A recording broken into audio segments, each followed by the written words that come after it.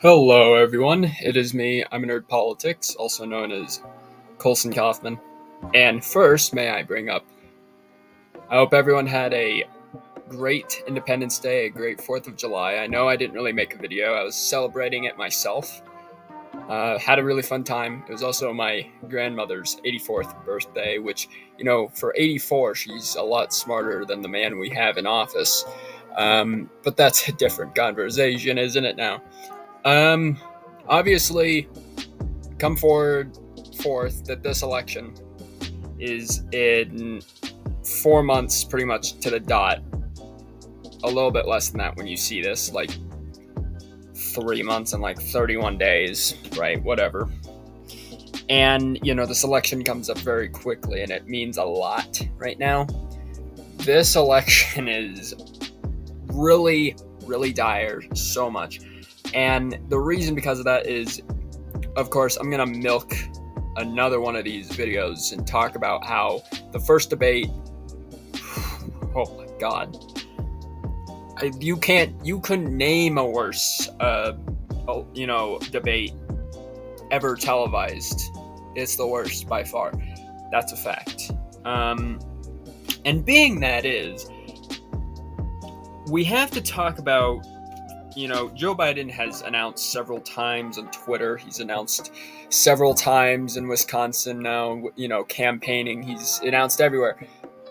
He's mumbled to himself because, of course, he mumbles the most important part for some reason. That he is guaranteeingly staying in the race. He won't leave. And, that's created huge controversy because, under the 25th Amendment that JFK signed that, allows that a president can stand forth and say, I'm not leaving, unless you die in office or something of your own cause that makes you say, yeah, I'm done. But he is telling himself, nope, I can do it. I did it once and I can do it again. Well, the numbers say for themselves, and of course I think voters say for themselves too, is that Donald Trump is currently at a nearly 70% approval rate, even said by CNN, which for Joe is not going to work out. It's not. Joe is at a near 30%. So obviously, it's not going to work out here. And it's not the only reason, like one debate failing at, if you were in perfectly good shape and health, you don't need to drop out of the race. But the problem is he is not in good health. He is on early onset dementia, or has been probably for quite some time, but has gotten worse. He's probably in full state dementia at this current moment. And it really hurts, because it's not even his fault. It's a medical condition because, you got to have the brains to be in that kind of, job and that power, to the people.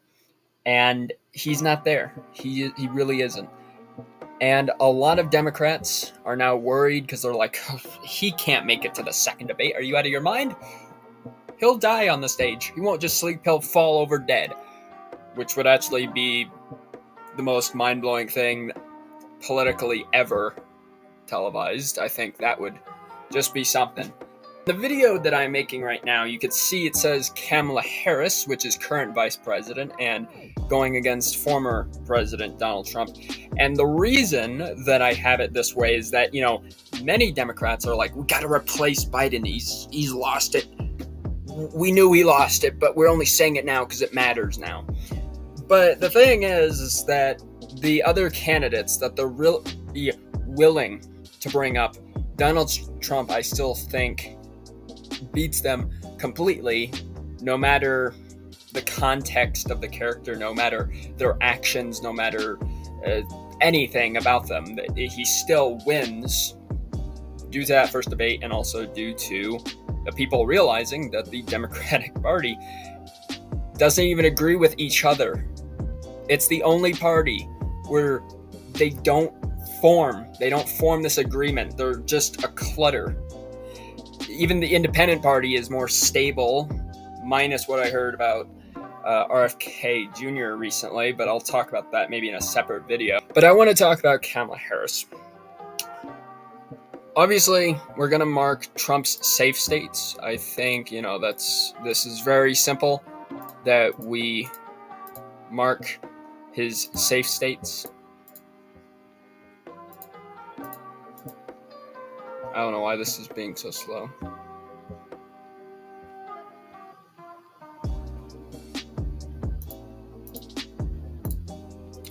So, alright, safe states here.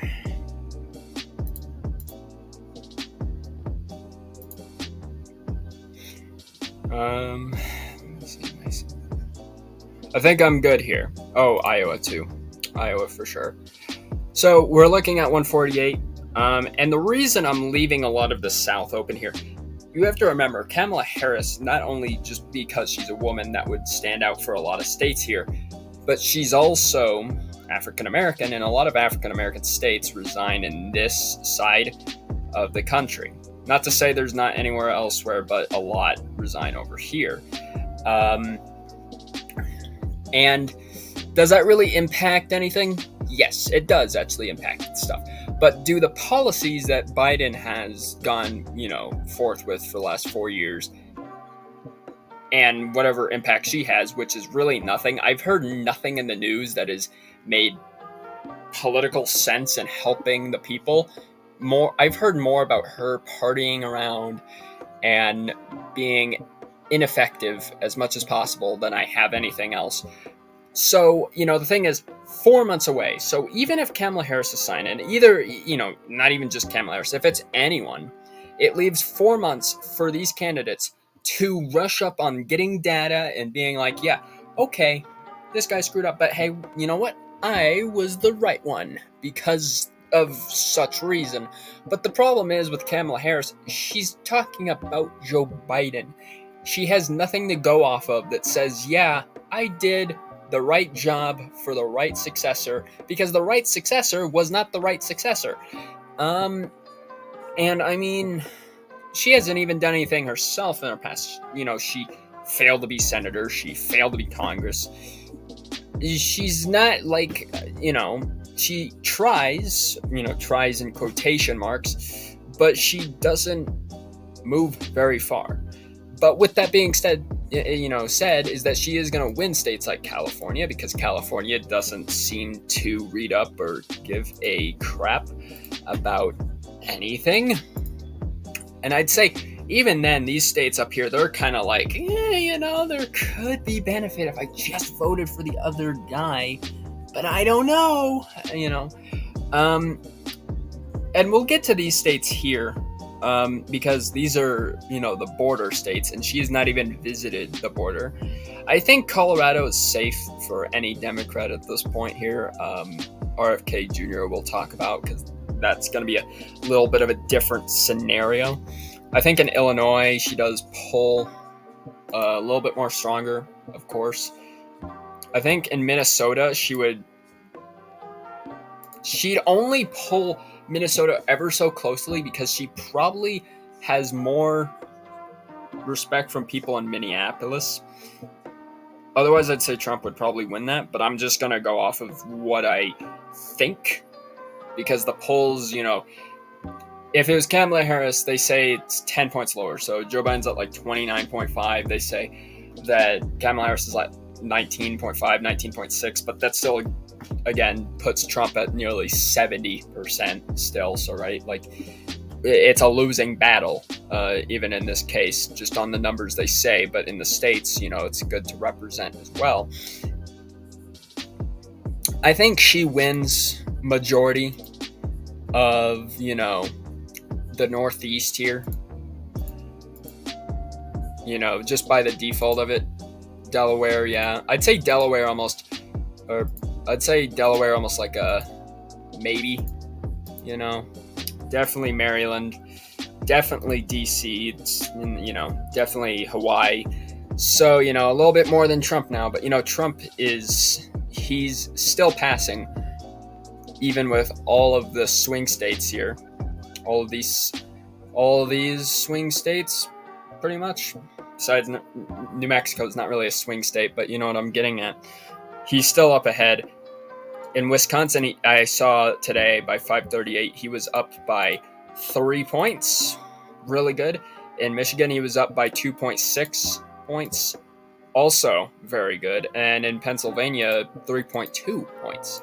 So he's already he's already on a winning streak here. And in North Carolina was nearly up 7 points. I think guaranteed, but I can't say for certain.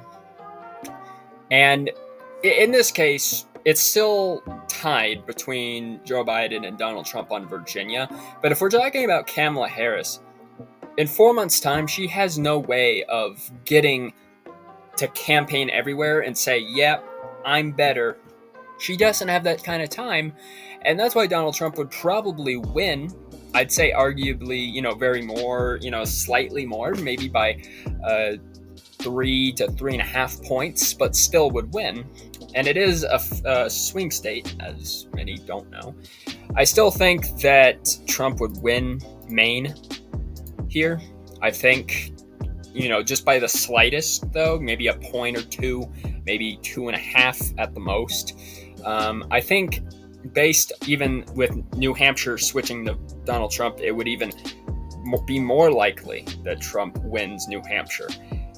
We saw that New Jersey flipped, and it's like at a 1.5 based on what 270 says. And if you're going off Kamala Harris, I'd say still like 1.7, 1.8. So, that could change at any given moment. It's not likely that New Jersey is is Republican. It's also not likely they're Democratic either, but, in some parts. But that's just what I'm going over. I think Kamala Harris still holds on to New York. I'd say less than Trump, but still holds on. And now I want to talk about these states. These are very key states. Also, I should probably put in this because I think by and large, Trump wins Nebraska. And we have to talk about these states from, Nevada down to Florida. And the reason because of that is that Kamala Harris, again, very popular for Black voters, very popular for Latina voters. But not all Latina or Latino voters are gonna vote for her. Because, as we know, she has done nothing to say that the border is secure, and we know that the border is not secure. We know we have issues on homelessness that is, triple or quadruply increased. Millions of immigrants, illegal immigrants coming into this country, and she's said nothing about it because she hasn't even been there. Joe has been down there, but he probably doesn't remember. And, I actually found this very funny. Kamala Harris's middle name is Devi or something. She's missing the L. It should be Devil, but, I'm so funny, right? I'm so funny. But, I think Florida, and I still think Texas are safe states for Trump. Texas for sure, because the border has become such an issue.